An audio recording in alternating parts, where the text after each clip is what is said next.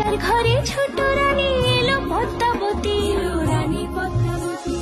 রাজার আরো 6টি রানীর ছিল না সন্তান, পদ্মাবতীর কোলালতে মিলল সমাধান। বছর যেতে জন্ম নিল 7 ছেলে 1 মেয়ে, হয় খুশির আকাশ হঠাৎ কালো মেঘে গেল ছেয়ে। হিংসেতে যায় জ্বলে পুড়ে বাকি 6টি রানী, যুক্তি করে ঘটায় ওরা 7 কুমারের হানি। সুযোগ মতো 7 ছেলেকে মাটিতে দেয় পুঁতে, বাঁচে একা পারুল, ওরা পায় না তাকে ছুতে। ধাইমা বাজায় সেই মেয়েকে বড় করে তোলে, 7 ভাইকে পায় যে পারুল 7টে চাপা ফুলে। এত কিছুর পরেও রাজার বিপদ যে কাটে না, সূর্য নগরে সুখের সূর্য আর ওঠে না।